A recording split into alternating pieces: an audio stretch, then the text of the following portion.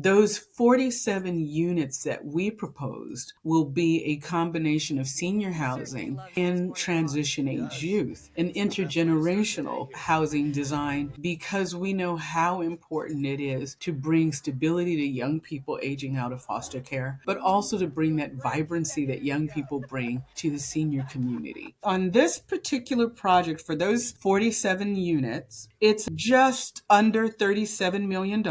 We have a permanent loan that is coming from, I think that was the one, Citi Bank, about $7 million. We have tax credits that we applied for, about $17 million. The cost of the land is about $2.6 that the city is contributing into it. The city gave us a loan in the amount of $6 million. There was a note that the city provided to prep the land, which was about $888,000. There is money coming from our loan that came from OC Transportation. That's about $61,000. The developer fee that we had to contribute back in is about $882,000. Or the $800 is what we're able to take, but we had to defer about $1.5 million. So that's the sources that covered that $37 million. How it was divided up, the uses, the land cost, as I mentioned, 2.6, prepping for the site, just under $1 million. Permits and fees are about 2.8. Construction costs is about 23.5. If the tariffs impact us, if we find things happening in the land, like we said, we found that the site wasn't as clean as we thought, you've got to add that to it. It's got to come out of something. Our contingencies, we leave about 1.4 million. We've got indirect construction costs of just under $1 million. The cost to rent up, that's not something you just can't put out an ad. When you're doing affordable housing, there is a process. We have to identify, we have to income qualify. It takes about, on average, 3 to 6 months. But if it is a high acuity, a high need, permanent supportive, it can take 8 months. There is a lot of that kind of work and administrative burden to make sure we've got all of their paperwork together. There's financing costs of about $2 million. The cost per unit, actually $782,000 per door. We can't just put a building together. It has to be energy efficient. It has to be ADA accessible. The city required 2 elevators because we've got seniors there. We need social services space. Because we have 2 different resident groups, they require 2 very different social services. We need outdoor space. Parking that is required needs certain types of signage, certain types of paving. We have a public art component that we have to put in. And so these are not properties that you can simply throw together. They really have to rise to the level of expectation that the voters, the electeds, and the community members demand. Through affordable housing, you can attract reinvestment. If done properly, it can actually be the catalyst that drives communities. I guarantee you it will be an investment that gives you a positive return because you will minimize the turnover of those units. Okay, welcome to another episode of Affordable Housing and Real Estate Investing. This is going to be a great one, everybody. I've first met Rochelle. She's the president and the CEO of Innovative Housing Opportunities. And I first came across Rochelle when I heard about the groundbreaking on their new deal in Anaheim. I was like, wow, people are still getting deals done? How? What's going on? Magic, are they kind of cooking up over there? And I thought, let's connect with Rochelle. And Rochelle was so kind. She was so generous with her time. She had a one-on-one with me, and I got to spread what you guys are doing because so many other people can learn not only from the triumphs of what Rochelle is doing, but also from the challenges she faced, because we need a little bit of inspiration. We need a little bit of energy, a little bit of encouragement to keep pushing through because it's so hard to get things built now. But before we go further, Rochelle, welcome to the podcast. How are you doing today? Fine. I'm not doing nearly as good as you, Kent. You must have had a double shot of something this morning. Well, I barely have had any tea, but I'm getting ready. I'm getting ready to have a baby soon. So I'm like, I got to amp myself up. I got to get ready for this That's baby. right. And We need to do this a month after you have that baby, and we'll see how much energy you got. I can't wait to zombie a little bit. But hey, when it comes to affordable housing, you know I geek out about this stuff. I get so jazzed about this stuff. I love talking about this stuff. So I love even more talking to people that are doing the thing, making things happen, building homes for people, because without people like you, I would have never had the home I grew up in. So, Rochelle, who are you? How did you get into this whole world of affordable housing? Sure. So, my background is architecture. My husband and I met in architecture school. At the time that I graduated, we were doing some very creative things. Interracial couple. I remember our parents getting together over the phone and saying, I just don't think South Carolina is the right place for the two of you right now, racially, but also the kinds of things that you're designing, they are not going to buy in Columbia, South Carolina. So we came back to Los Angeles and started doing some work here. Fast forward in the early 90s, there are so many cycles of abundance and then collapse in the economy. And that was one of those moments. I went off for maternity leave and came back to no job. My husband and I both had been working at the same design studio. And so I had to find something else to do. Went off on my own. I'm a person who needs to be inspired. So we started a company that did art and architecture tours. We called it Architours. We did our design practice was most active during the summer. And during the winter, we would get a lot of East Coast folks, snow bunnies and collectors and museums who wanted to travel to the sun states and look at art and architecture. And that was something that was really exciting to me. Through that, I ended up in cultural tourism during the time when the concert hall and the Getty and all of those things were being built, and Los Angeles and California were marketing themselves as a cultural destination. I promise you, I will bring it back to full circle. And architecture played very heartily in that. But that's where I learned about how architecture and cultural tourism brings dollars into the community, and that allows us to do the work Mm. that we're doing. When I got to a point where we were starting to do tours, looking into doing tours internationally, we hit another economic downturn. And there was so much turmoil that I could not get insured to go to places like Mexico or Africa and do these tours. Wow. So I have a sister, a twin sister, who is an interior designer. Her husband is an architect. They had a contract to do inspections on affordable housing, construction inspections, and they asked would I like to do that. And we did the polar opposite: high end, hillside, residential, affordable house. What is that? But I needed some money. So, hey, I'll go inspect the construction. And I had projects around Southern California that I oversaw the construction of. One of those was an organization called Irvine Housing Opportunities, and they had a senior property that they had opened. It was the first 100% affordable housing for very low income individuals in the city of Irvine. When that project was completed, the board asked me, would you like to stick around and be a project manager with us? And I remember thinking, affordable housing? But I need the money. And if I can get personal, we were in a position that I didn't have the ability to question it. And I Mm. remember saying to God, God, you must have brought this. So I'm going to tell them a few things, and nothing I can say can screw it up. So I went to the board and I said, well, listen, you want me to work for you? They didn't have a staff. I said, I don't know anything about affordable housing. We do high end single family residential.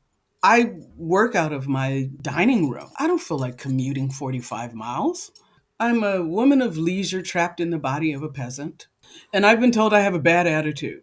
If that's what you want to hire, I will be there. So they hung up. They called me back a couple days later and they said, we'd like you to start on Tuesday. I thought, well, this must be divine providence, so I will be there. I expected I would be there for 2 years, pay off some debts, find some new clients, and then dance back off into become the next Richard Meyer or Frank Lloyd Wright or something. And here I am 19 years later.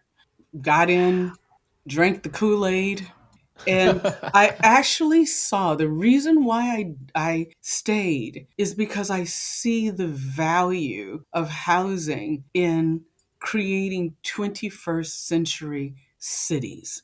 I believe those things start with housing. We're not developing simply buildings, we are developing strong families, we're developing beautiful real estate, and we're developing economic opportunities. Through affordable housing, you can bring in public art, you can bring in retail and commercial components, you can attract reinvestment.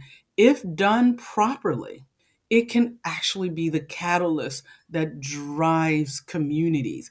People talk about gentrification, but that's because people are coming in that aren't rooted to the community.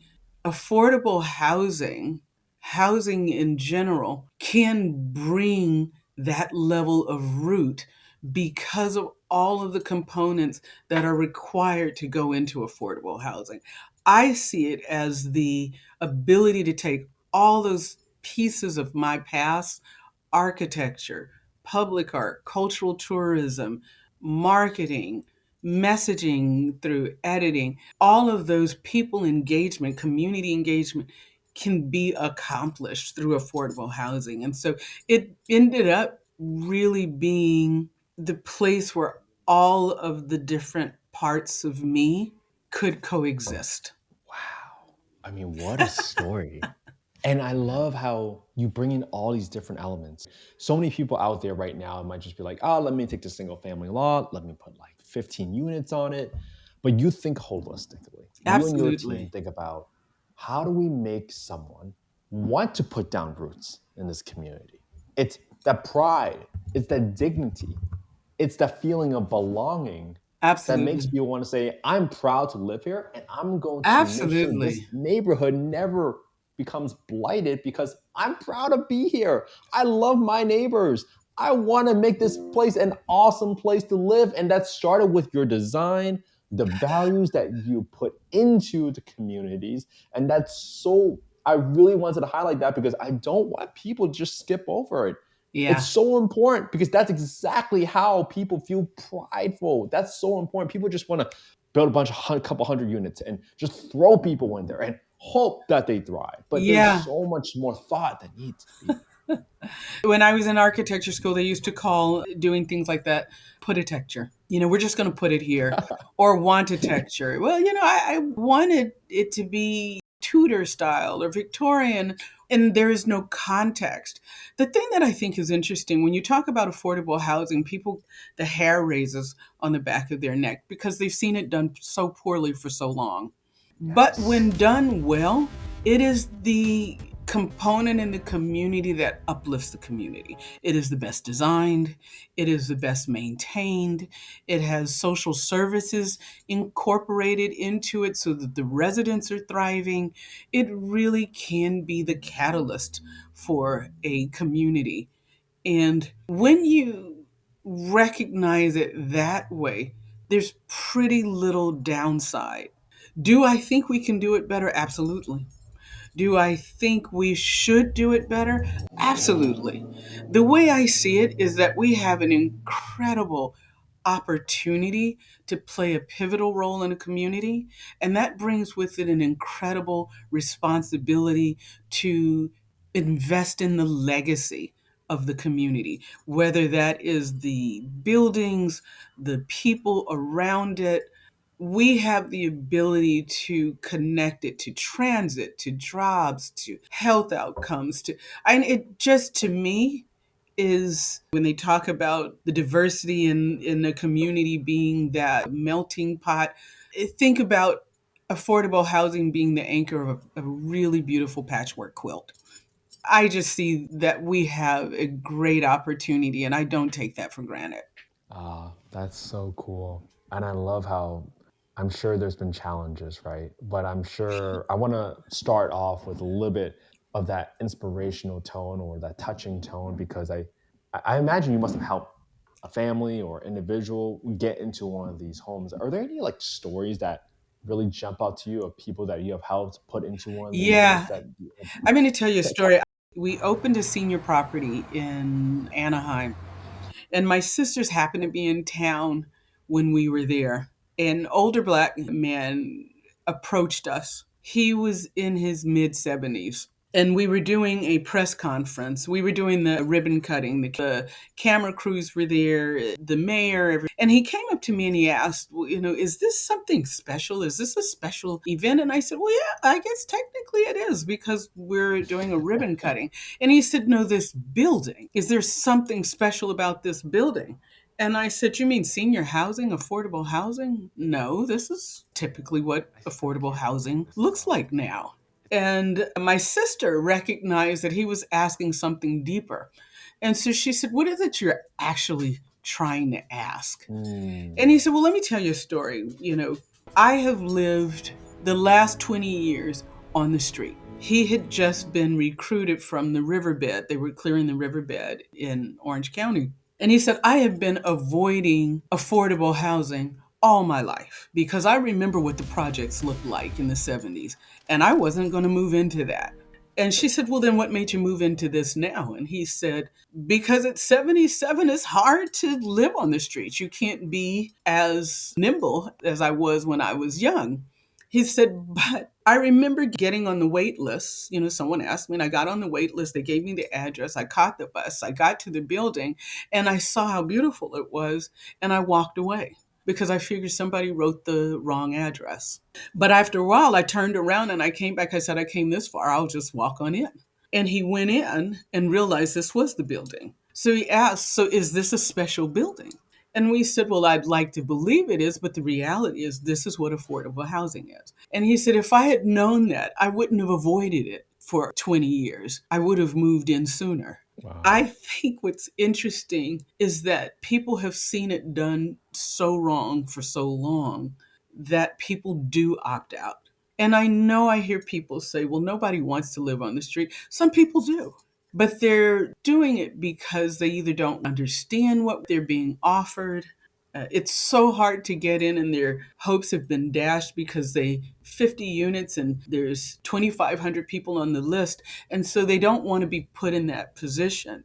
But those who actually do move in and take full advantage of the services and programs that are offered rarely regret it. We've had residents move in who have participated in some of the programs that we have offered, and they have moved from being housing insecure to homeowners. We've had Wow. people who have come in and their kids have participated in our financial aid applications for college, and the kids will apply and the parents will secretly apply afterward. And now you've got two generations going to college. Our hope is that those who are able move in, move up, we help them move forward, and then they move on and reach back. That to me is what success is. Not someone who has the capacity but is so comfortable that they don't move on, but they do recognize the ability that they have to go in and chart a pathway forward. And that's sometimes sad. We just opened up a 33 unit property in Riverside that is for youth transitioning out of foster care or homeless youth. We did it in a partnership with the city of Riverside, the county of Riverside, Riverside City College, and the goal was to work with the college and bring students in, homeless students, because so many colleges, community colleges, private colleges, state colleges have a growing number of homeless students. And so this was conceived of, it was an RFP, a request for proposals. We were one of the competitors and we got that project. And it has been open since December, so not completely 12 months. one of the young women who moved in took full advantage of all of the resources. She enrolled in school with Riverside City College, got on the dean's list. She was recognized as one of 5 students across the state for academic achievement. She is in DC this week advocating for Wow. affordable housing with the service provider that we have on site. She was able to buy her first car, and we're Wow. both proud and sad that she is now in a position to move to another state to reunite with family. And those are the stories that you want. You also want that kind of drive to be present and visible to the other residents because there's such a thing as positive peer pressure. And so we're excited about stories like that. And it's not just I Hope Properties. Our colleagues around the country are showing those kinds of stories. We're just not getting them to the public with the same kind of intentionality and veracity as we are with identifying what the challenges are. And so I thank you for asking that. There's so many success stories that any one of us could share that keep us Let's excited about the go. work that we're doing. Let's freaking go, Rochelle. Let's go. Those are the stories that I want to highlight because, to Absolutely. your point, I had people leave hate on this podcast because they think it's certain type of content that we cover. I've had people who have had, frankly, just a different set of facts or just have a different experience with affordable housing. Where my goal is to share stories just like what you shared today Yeah, with all of them and lead with those stories because if we don't lead with the positive, if we don't lead with the inspirational stories of people that have actually taken advantage of what has been given to them, that they have absolutely. earned and turned it around completely. And now that's a full circle moment. She's going to DC to advocate for more affordable housing, to recognize the gift that she was given from the very Yeah, beginning of how she was able to turn around her life. And I relate to that so much. It's no different than when my mom was waiting for her rental and she waited 3.5 years for it. But guess what? She stayed waiting. She could have given up. Yeah, there's going to be a absolutely. lot of competition. Yeah, there were the projects, maybe just 3 blocks down over the bridge from the apartment building that we're going in for. But that starts with a glimmer of hope and a strong belief that you believe in yourself and you know you can turn around and you will plow through those obstacles whenever they come up. So Absolutely. I want Absolutely. to talk about the obstacles with you, Rochelle, because I love these stories and people that are listening to this podcast, they want to say, that sounds great, Rochelle. Like, I want to help with my time, my energy, my resources, but I have no idea how to even help. So I think the best way to go about it is just to talk about a project that you're working on right now that you Okay. just broke ground on. So let's maybe cover the 47 unit deal that you just broke ground on in Anaheim. And I want to kind of take people through step by step because not a lot of people know about development. But Absolutely. tell us a little bit about how does this project even start? Like who reached out to you? Did you have the land? Let's start from the beginning. Well, I have to, if I'm going to be honest, we actually were approached by a market rate home builder who we Mm. had collaborated before on a project that didn't move forward in Santa Ana. I remember that developer asking me, what's the benefit of working with a nonprofit? You know, we can do it all ourselves. And I said, one of the benefits is the tax benefit. We bring tax exemption. Why does that matter? Property tax is a major cost. It's a major hurdle when you're looking at the cost of operating a project. And if you partner with a nonprofit, taking that out of it, taking that extra burden out of the project can be a real positive, an incentive for a lot of developers. When the city of Anaheim put together its request for proposals, again, there was a site in Anaheim that back when there were community redevelopment agencies, there was a site that they had purchased in Anaheim at the intersection of Lincoln and Beach. There's a gas station. There were 2 former motels that had fallen into disrepair, a car wash. Those had been acquired years ago through the redevelopment agencies, and now we're sitting fallow. And so, through the Surplus Lands Act, that's a legislation that prioritizes publicly owned lands to go to nonprofits or to be considered by nonprofits before they move to the market. And so we competed with Brandywine Homes, which is a for profit home ownership, a home builder. And we came up with a scheme that would have affordable housing, rental, market rate home ownership, and an adaptive reuse of the gas station as what we're going to call the launch pad. It is going to be a hyper local community hub that will have micro businesses, an anchor business.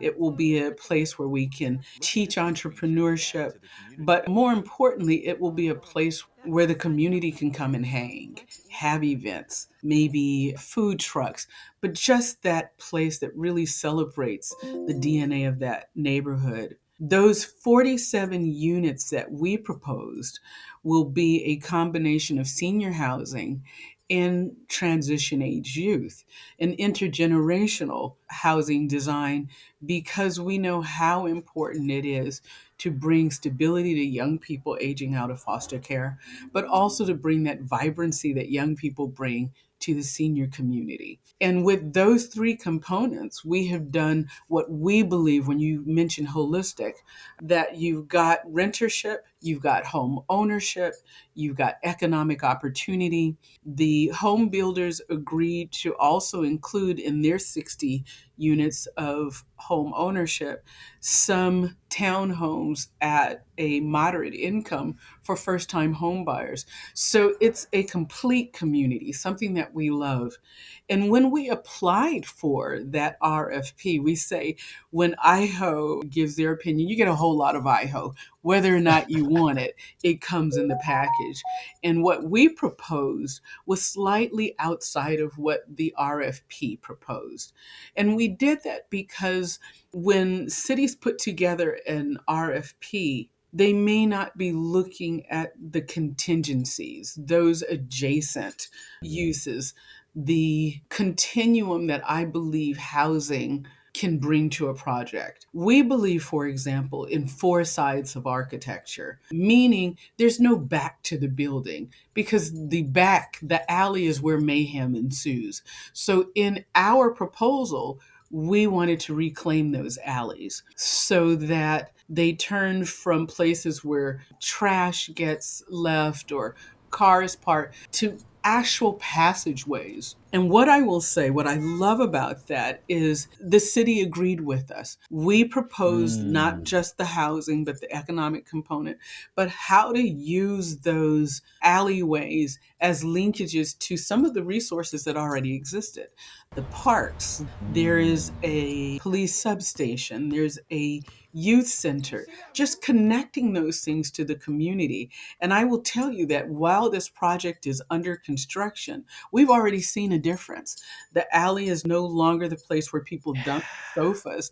We've started to see that the seniors in the neighborhood are using that space to walk, to get Wow. exercise. Housing has the ability to create healthy community because now you're creating safe spaces where people can change their behaviors. You've got an improved quality of life. So that's how that project started. It was an RFP that was put together by the Housing Authority. They own those sites. And because they own those sites, that writes down a large portion of the cost. A large portion Mhm. of the cost of a development is the site.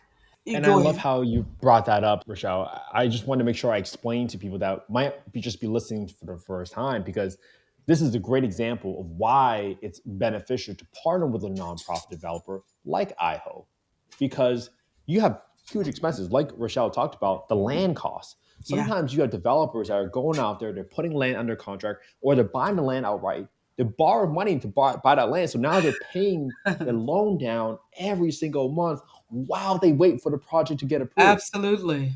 Yeah. Huge amount of risk for a developer. So a nonprofit, if you bring them in the right time for the right project, they can one help you qualify for the land, but two, a deal that might not be a deal for your market rate or your luxury classic developers is now a deal for somebody because of the property tax exemptions. And I want to kind of walk through an example, and Rochelle, correct me if I miss anything, right? Sure. But let's just say you have $1 million in property taxes every single year that you have to pay to the city if you were a market rate owner. Well, now all of a sudden, with certain exemptions, there might be the welfare property tax exemption, depending on your state or your county. Well, you might not have to pay that property tax every single year. What does that mean? Absolutely. It means that you have extra cash flow to service your debt, which means you have extra cash flow from your rents to pay your monthly mortgage for the property, just analogous to a single family home. Huge difference. And how do commercial properties get valued? If you save $1 million in property tax and you divide that on a 5.5 cap rate, you just created $18 million of value for that property. Just using very round numbers here. But that's why a deal that might not be a deal for a luxury class developer is a deal if you partner with a nonprofit like IHO, like so many other nonprofit developers in the Hmm. United States. So I wanted to make sure I call that out because a lot of people had the same question, Rochelle, that that developer asked you. Why would I want to partner with a nonprofit? I can get a Absolutely. loan. And boom, there it was. Absolutely. There is a definite value. And for those who are concerned that we're building substandard, when you look at the cost of affordable housing, we are not building substandard developments. We have some of the highest ADA requirements, some of the highest green technology requirements, which means our operations are pretty robust in terms of having solar photovoltaic, solar PVVs. It helps reduce the cost of our operations. We have high quality materials. Why? Because we have a covenant with affordable housing. If we're using tax credits, it has to be affordable and marketable for 55 years. So we've Mm, already had to run the numbers. So we're not looking at replacing materials every 3 to 5 years because we're trying to attract a new market group. Our rents are mandated annually by HUD standards. So our occupancy is at minimum 97%. Most of our mm, properties have a 2 year wait list. Our senior properties have up to a 10-year wait list. The wow. turnover is pretty small. We can usually move someone out and back in typically in 7 to 14 days. So we have extremely efficient operations when we do your typical affordable housing. Now, sometimes you may have a longer time span, but when you are talking about a secure investment, affordable housing is that. And we're finding right now that the majority of housing being developed, affordable housing, is actually coming from the market rate sector that is looking for a secure investment. And affordable housing provides that. So we're pretty excited that we have set the trend. Affordable housers, they can be anything from permanent supportive housing, PSH, you might be hearing those terms, which are typically targeting the deepest affordability, those with the highest needs. They may have mental health or substance abuse or other needs like that, to 80% of the area median income, which means when you go into an office, those folks that you see, that you walk, that you meet up front, those are people who would qualify for affordable housing. Again, I have to tell you the quality of the materials, the quality of the environment, from the interior design to the landscape design, we are competing for tenants the same as market rate tenants are. And so we're looking at creating environments that any one of us would want to live in. We're doing it as cost effectively as possible. We may not be putting in black granite, but we are looking for solid surface materials because it does not do the taxpayers' dollars well if we're using materials that have to be replaced on a regular basis. So when people complain about the cost of it, believe you me, we're complaining with you. But I would welcome you to reach out to us and take a tour of some of the work that we've done anywhere from Irvine to LA County. We've got things in San Diego County. It just, the quality of the work is amazing.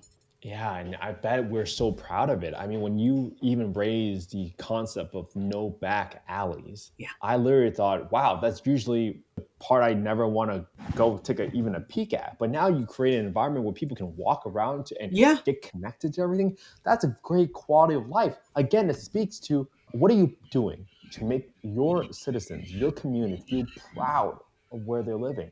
And that's so important. And I love how you Absolutely. brought up the cost because, well, now that we talked about how you got the land, right? How you got that opportunity, Rochelle, let's before we get to the cost, there's just one big piece, which is getting the project approved, like the design. How do you make it happen? How do you get approvals? So maybe at a high level, just share with people how do you get projects approved? That's such a big question, right? We talked about cost, but there's big step right before even getting Yeah. financing. How did It's you assemble the team to even get the project approved for this it, project? assembling the team is critically important. So the development team, we look for folks who have the same expectation of excellence that we do. We're not expecting perfection, we are expecting excellence. And we want creative folks. As someone with an architectural background, I can drive down the street and I can tell you what era developments, buildings are because people Mm, dial it in, they get a little bit lazy. There is truth to the economy of simplicity, but we also have a responsibility for IHO to uplift. And that's one of our five tenets. So we look for the architect, the general contractor, the team that comes behind them, the engineers, the consultants, the subs, the interiors, the landscape folks who share the vision, who understand that we are doing something really noble. It has to be profitable. We're nonprofits, not non-profitable, because we are responsible for taking care of these buildings. And the mhm. people who put the work into it, really, we need to make sure we're getting people who not only care, but who we're showing that we care. And you can't care if you're not paying them a living wage. So we have to balance all of those things. When you are going for public dollars, there are costs that you can't go outside of because there's only so much money that the cities can bring in, that the state can bring in. So we really do have to work in and justify the cost. But we also have mandates for performance, what materials we're using. Is it fully accessible? Do we have shade structures? Do we have adequate parking, lighting, security, those kinds of things? So, if we can, as a team, demonstrate those things, then we go through, just like any other project, we go through the city's planning process, their permitting process. One of the things that I love in most cities, there is a priority to affordable or 100% affordable housing. Unfortunately, that doesn't exist in Anaheim. Why that's critically important is with financing, there are performance deadlines. You've got to hit those deadlines. If you Mm, don't hit those deadlines, you may not get funded.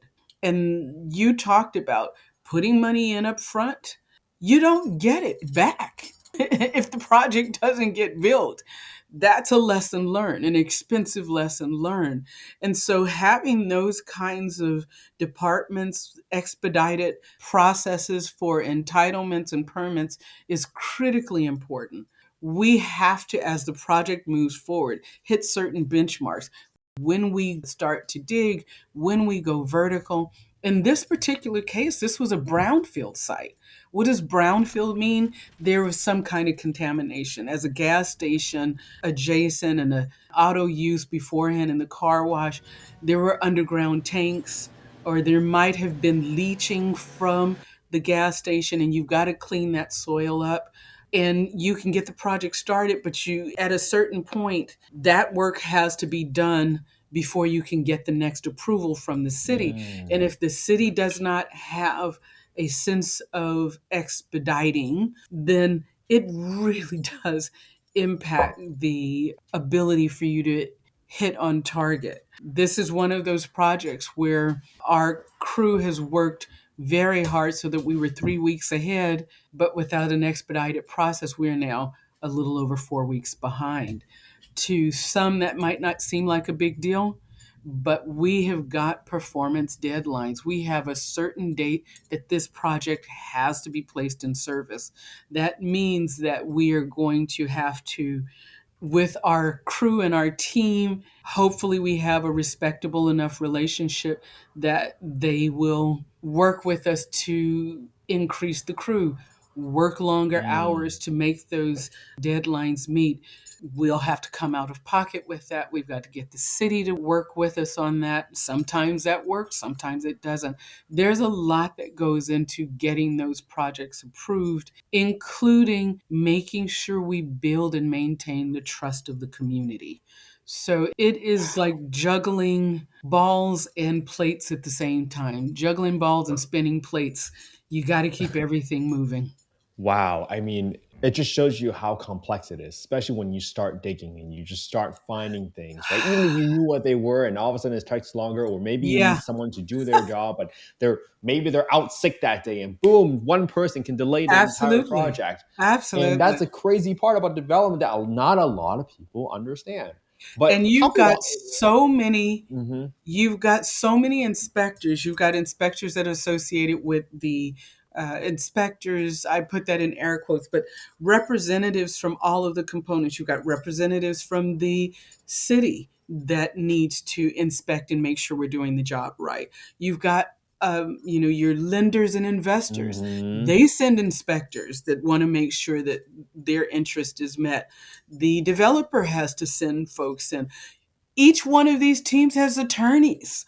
We've got to Oh make sure yeah. the attorneys are happy. I mean, when you start to look at the amount of coordination, the number of eyes, the amount of risk that everybody is trying to solve for, you're adding time and cost to it. So these are not things that you take lightly. They are projects that it may, from the day that we apply for the RFP to the day that we break ground, if it goes quickly, you're looking at about 2 years. Wow. If it 2 years goes and that's slowly, quick. you're looking at 12 years. We've got colleagues who are in year 18 and haven't broken ground yet. Oh my. Wow. Yeah. And that's how complex this stuff is when you understand. That was such a great little piece of just the microcosm of the issues. You Oh, have absolutely. inspectors from three people, then you have attorneys that probably want to comb through every single word of a Yeah, contract. And if there's something wrong with one little piece of the thing, then everybody kind of throws their hands up and say, "What's going on?" And you're just trying to absolutely. say, "Can't we just get through this? Like, let's all put our heads together. Let's get through this instead of arguing, maybe." That Oh my you gosh. And imagine that you started the process, but the city council changed. The different governor has priorities. changed. Yeah. The president has changed. And so those things that were prioritized when you started are no longer prioritized. And you've got to modify the project to be in compliance with new codes, new priorities, new mandates, new funding streams, interest rates. You've got to keep that project going while you're filling in the gaps or changing. I mean, that's why I say you're juggling balls and you're spinning plates. You've got to keep all of them moving at the same time. Wow. And this is how, I mean, this is just how crazy it is because you literally have like 100 variables that sometimes people would just say, "Oh, I'm going to plug this into my spreadsheet." How are you going to plug in all these different variables into a spreadsheet and run 1,000 scenarios to make things make sense? That's so hard. And I think sometimes people discount that. They forget about the level of complexity to execution because an Excel spreadsheet is just numbers with assumptions. And Yeah, those assumptions need to be based off of something that's real life, that's based on experience, that's realistic. And you just don't get more dollars. Just like you said, if you mess up, you don't get more dollars, especially if it's a tax credit deal. So maybe, Rochelle, let's talk about how did you get financing for this deal? Because it seems like you had to get sources of financing from every single absolutely. person. So we talked about the land, but how did you get this deal financed? How did you get a construction loan? It's interesting. I've heard people describe it as a lasagna. layers of finance. On this project, we have 9% tax credits. There's two different types of tax credits. There's a 4% tax credits with bonds. A 9% tax credits means that you can use that single source. You don't need to add bonds to it, and then add some local dollars, and you can usually get the project across the finish line, or hopefully get the project across the finish line. But then we might bring in additional sources. Foundation dollars, philanthropy is sometimes plays a role. We'll definitely be looking at debt and equity. In this particular project, the equity is coming from RBC, Royal Bank of Canada, and the debt is coming from City National Bank. They're partners, and you cannot underestimate the amount of work that they go through to make sure that the project moves forward. So you've got, at minimum, your state funding, your local funding source, and your debt and equity in a tax credit deal. Sometimes you're bringing in additional monies from the Federal Reserve Bank and their HP program, their affordable housing programs. We may sometimes have to bring in private equity. The developer has to defer a certain amount of fees to get it across the finish line. In this particular case, as we were digging and you said you find that the soil isn't clean like you thought it was, that had to come out of something that ended up Oh coming yeah. out of IHO's fees. And so that means we get our fees not up front or the reimbursed as we thought we would. It gets pushed down later unless we can find other sources that come in. We need dollars that come in. If you've got homeless residents, you've got to furnish those apartments. That's where our philanthropy comes in. We go to philanthropy to see if they can help cover the cost of that. In this case, we're working with the Samueli Foundation, and they were Mhm. generous enough to help us cover the cost of that. So the sources are numerous. In some instances, we may use ASIC funds, that's Affordable Housing and Sustainable Communities dollars. We might use funding sources from the EPA to help us with the Wow. Environmental Protection Agency to help us to clean the dirt. I was at a conference this week, Greenbuild, and there was a project that had 23 different funding sources. You need staff simply to be able to go through the regulations because the sources don't always play nicely together. One source may cancel out something else. You may start out with an affordability level where we're looking at workforce housing, but the funding sources dictate that they have to be at a deeper affordability level. So if you need that funding to be able to close that gap, then your income levels drop. So there's so much coordination in putting that lasagna together. And every funding source has another attorney.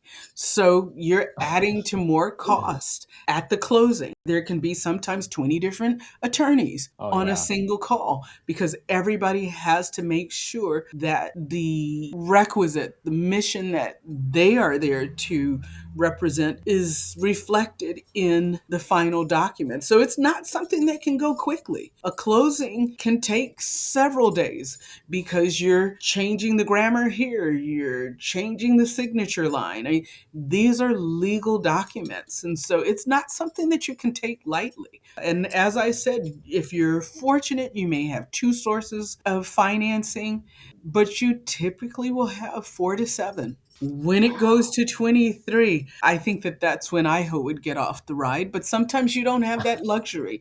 You are already vested, you've already paid several years of debt service on that land, and you just have to keep knocking on doors to get that project off the ground. And so much props to just developers, especially that one with 23 sources. Imagine that poor analyst trying to tie together, oh, this $1,000 from this for this piece of Yes, flooring goes to this grant and that one goes to that one. It's just it's hard to keep your head it's straight because crazy making. then you got people like, oh, now you got to go deeper affordability. So we got to go back to the pro forma. We got to lower the Yep. rents here. Okay, then we still meet the debt service. Thousands of questions that come Yeah. up. So let's kind of run through this deal, Okay. Rochelle. So you said it was about 37 million. So talk us about the total cost of the building and maybe at a high level the different chunks, just like And maybe an influence Certainly. like where it came from. Sure. So on this particular project, for those 47 units, it's just under $37 million. We have a permanent loan that is coming from, I think that was the one, Citi Bank, about $7 million. We have tax credits that we applied for, about 17 million. The cost of the land is about 2.6 that the city is contributing into it. The city gave us a loan in the amount of $6 million. There was a note that the city provided to prep the land, which was about 888,000. There is money coming from, or a loan that came from OC Transportation. That's about $61,000. The developer fee that we had to contribute back in is about 882,000. Or the 800 is what we're able to take, but we had to defer about $1.5 million. So that's the sources that covered that $37 million. How it was Wow. divided up, the uses, the land cost, as I mentioned, 2.6, prepping for the site, just under $1 million. Permits and fees are about 2.8. Construction costs is about 23.5. If the tariffs impact us, if we find things happening in the land, like we said, we found that the site wasn't as clean as we thought, you've got to add that to it. It's got to come out of something. Our contingencies, we leave about 1.4 million. We've got indirect construction costs of just under $1 million. The cost to rent up, that's not something you just can't put out an ad. When you're doing affordable housing, there is a process. We have to identify, we have to income qualify. It takes about, on average, 3 to 6 months. But if it is a high acuity, a high need, permanent supportive, it can take 8 months. That means who we might have identified in January may not be where they were in January when we're ready in June. So there is a lot of that kind of work and administrative burden to make sure we've got all of their paperwork together. There's financing costs of about $2 million. So the sources and the uses, they are what they are. The cost per unit, I know some people will be aghast by it, is about $800,000, actually $782,000 per door. But remember, we can't just put a building together. It has to be energy efficient. It has to have ADA accessible. Our properties have to have a community room. They have to have this one. The city required 2 elevators because we've got seniors there. And the city was concerned that what if something happens to one of the elevators and the seniors are stuck? So we have additional costs that if we were privately financed, we would not have had to take on. But we also have the requirement of leasing offices and spaces that you don't derive rent from. We've got social services that we require. Therefore, we need leasing office space. We need social services space. And because we have two different resident groups, seniors and transition age youth, they require two very Yeah. different social services. So you can't have one social service space. We need two social services spaces. We need outdoor space. We need green space. So we have parking that is required. The parking needs certain types of signage, certain types of paving. We need, as I mentioned, having it open to the alley in the back, but for security purposes, we need security closures, but we have to do them in a Mhm. way that is aesthetically pleasing. Most of the cities don't want you to throw something together. They do not want to be associated with the Yeah. 60s and 70s visions of affordable housing. We This have a mural public represents art the vibrant component that history of we this have to neighborhood. put in. And so these are not properties that you can simply throw together. They really have to rise to the level of expectation that the voters and the electeds and the community members demand. We are following their mandate. We have appliances, we have dishwashers. I would have thought the dishwashers were excessive. But when you talk about the efficiency of the operations, you use less water in dishwashers than running water. Yeah. And so there are some things that you may think are highly elective. They're not. And so, yeah, we've got double paned glass, we've got whisper quiet doors because we cannot, if the doors are slamming shut, then we're going to have to replace them more often. And so sometimes if you're working with high needs populations, you're not using off the shelf materials. We may be using industrial grade because we have to plan for heavy use. For longevity, right? You're It's just planning for longevity. Remember, as I said, we've got a 55-year commitment hmm of this, and we're hoping not to replace it every 2 years or 5 years. So those things come at a higher price.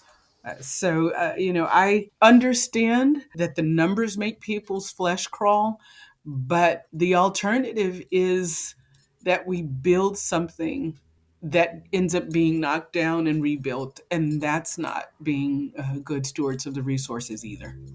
no, and I see that and I hear that from people all the time where someone in the beginning wanted to get the deal done so bad, super zealous, like they want to help, but they might have lowered their assumption for some of the expenses. They might say, oh, instead of reserving 10% of my rents for repairs, I'm going to do 5% because that's Yeah, what's going to make the deal pencil. That's what's going to make the deal float.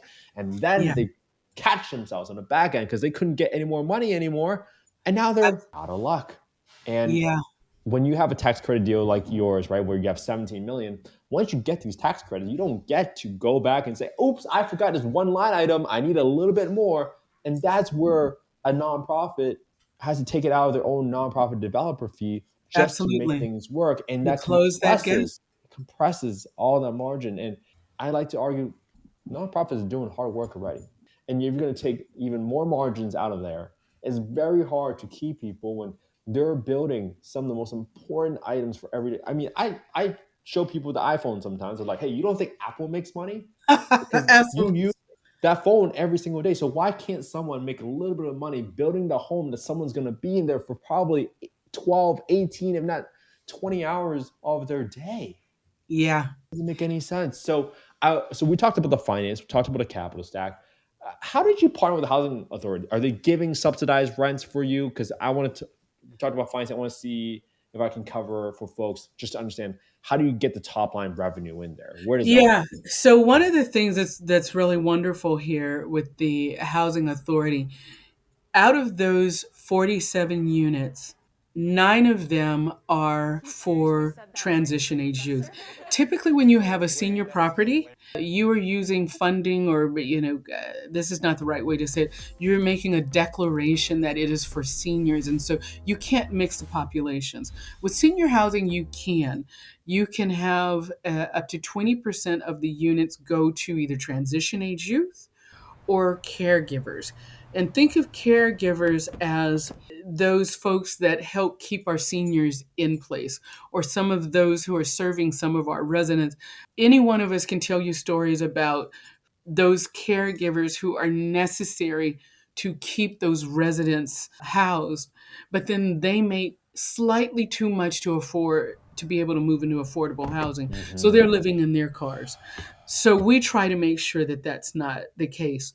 In the case of this property, we've got 9 units that are set aside for transition age youth. What the Housing Authority did is gave us project based vouchers.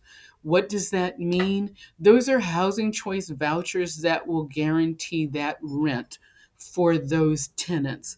They are attached to the site. So when that tenant moves out, the next tenant that moves in, that rent is guaranteed to the extent that whatever they are income qualified to pay, the housing authority will pay the balance of that, or the delta from that amount that they're paying to the market rent. So, for example, say a unit is $2,000 and our tenant is able to pay, I'm going to say $500, then we will get the balance of that.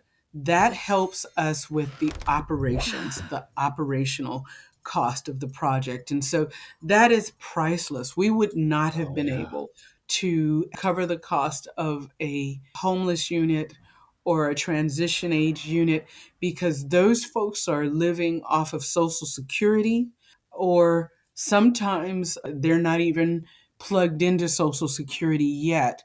And so they are, in rare cases, not able to pay anything. That's why we have social services staff there to help connect them to their services or help get them into jobs so that they can start paying towards it. The goal is to get, as I had mentioned, get people to move in, get them stabilized, connected to services so that they can get to the point where they are self reliant, where they can move out on their own. And those resources that the Housing Authority provides us, we couldn't do the work without it. We absolutely could not do the work without it. What we might have done instead is we might have had low income seniors and some higher income seniors so that those rents help subsidize the deeper affordability. And you're going to start to see more and more of that in the affordable housing market. And that's just an example. All the different levers that we had to pull this project together. From going through 2 years of getting a project approved, putting the application to get the tax credits. Then you also had to figure out, well, for the rent, what's going to come in from a top line? How do I partner with the local housing authority? These are all the different levers that I hope everybody today that listened to this podcast can uptake and Yeah. apply to your own project, because I know it's hard.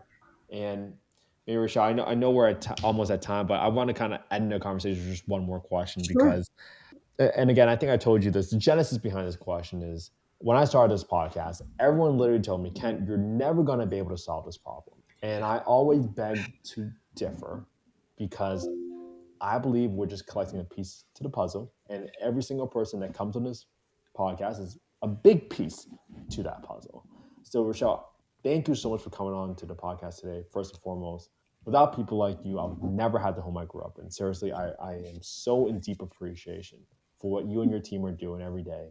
But why do you think affordable housing, particularly the lack of supply of affordable housing, has just been like so hard to solve for? Uh, I honestly think we are more content with putting band aids on than looking holistically. Right now, the focus is on permanent supportive housing. But those colleagues of ours that have concentrated on permanent supportive housing are finding themselves 5 years later struggling to cover the operations of that.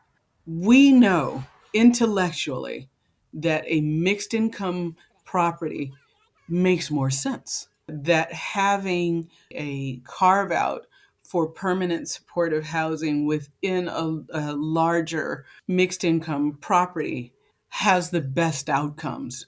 But the policies that allow us that freedom happen in 4 year cycles. And so Mm, we see it in real time, but we can't course correct in real time.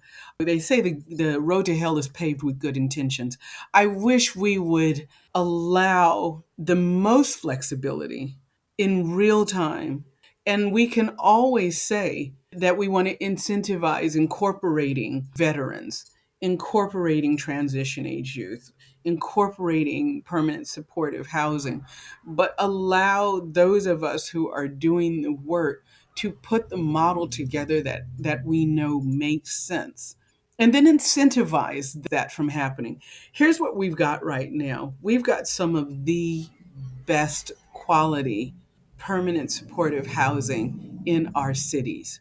But if that's the only thing that we are prioritizing, then what we're doing is creating silos of poverty again. And that is not what mm, we were going after. But we can't make that change. So if we're looking in urban areas, low income areas where we would have wanted to put higher end or mixed income properties, we can't. If you want to get the public sources, you're going to have to move it towards deeply affordable. So what are we going to get with that? We're going to get a concentration of poverty. which is going to discourage reinvestment in those communities, which now makes those that are underperforming because the resources aren't there. When voters take a look at that, they're not going to vote for the next No. bond because they don't see the performance. They don't see that we have done what they thought we would do. Yes, we have moved the needle. We haven't moved the needle far enough.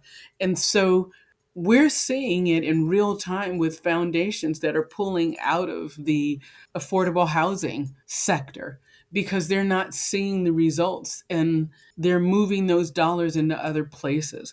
We're now seeing with the Trump administration a move towards all of those buzzwords that we spent the last 5 years putting onto our websites to be able to qualify.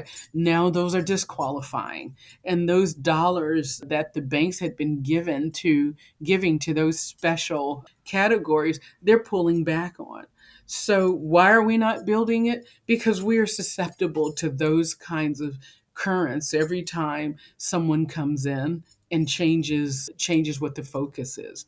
If we could simply be concerned about housing and housing for the greatest number of people. Now, don't get me wrong. I don't want to get any hate mail from people saying, Rochelle, you're not interested in housing the homeless.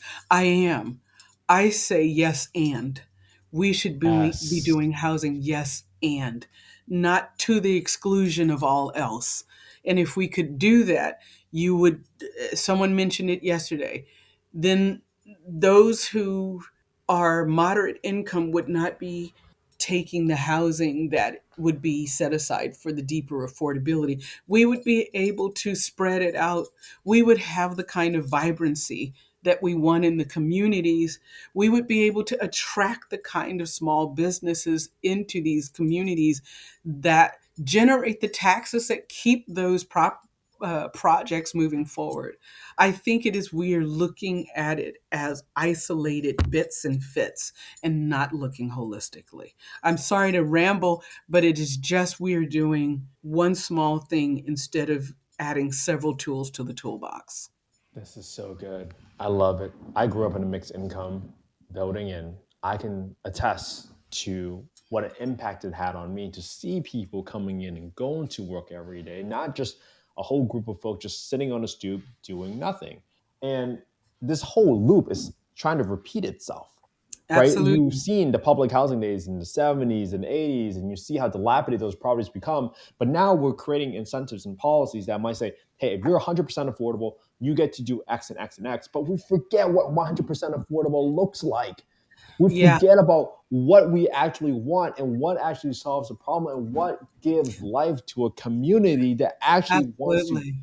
grow and get better and then give back. Just like some of the stories you Absolutely. shared earlier. And I Yeah, hope people really take some of your answers today, Rochelle, apply it to them, but also spread that message to more people out there that are thinking about how do I make a difference? Well, let's talk about what didn't work. Let's make sure we don't repeat that again. And let's start advocating for policies, for incentives that truly solves a problem of not just creating poverty pits, but creating an area where people are proud to live in, where they want to absolutely. visit. They are not afraid of going to the back alley. Absolutely. Kid, if I could say this one thing, if you are out Yeah. there and you are interested in developing, I know people want to be part of it, or you're interested in contributing in some way, consider working with a nonprofit like IHO. Yes. Allow us to work with you to integrate some units into it. I guarantee you it will be an investment that gives you a positive return because you will minimize the turnover of those units and Yes. you will incentivize their growth and contribution. And there just is no net negative to that. If you are looking at a market rate deal or a deal that is at 80 to 120% AME, that's a moderate income. Any unit at 80% is tax exempt. Let us work with you and bring some of that. We've got amazing opportunities that really can help you meet your social mission that sense of responsibility that you may be, that tug that you feel, it may be a lower return, but it is a return nevertheless that allows you to just make these cities the cities that we want to have on the world stage when the Olympics come. So consider working with an organization like an IHO or one of our colleagues. I think it's great work, but it is also a smart business decision. This is so good. I'm so happy. I'm so glad you came on this podcast, Rochelle. This has been such a fun conversation. I can't wait to do this again when maybe we can catch up on your project as it kind of goes through the milestones. But Rochelle, for people that want to reach out to you, they want to get in touch with your team to potentially partner on a deal, what can they find you? You can find us online at IHO Communities, IHO communities.org. You can always find me on LinkedIn, Rochelle Mills, Innovative Housing Opportunities. Message me there, and you can certainly find me. And you can always get me via email, rmills, at innovativehousing.com. We're a nonprofit, but .org was taken, so rmills at innovativehousing.com. All right, this has been so fun, Rochelle. I can't wait to have you back on. Thank you so much for coming on today. I appreciate Absolutely, you and so thank much. you for your enthusiasm, Kent. I love this stuff. So, like I told you, I want to geek out about this stuff every single day. So, all right, everybody, we are out.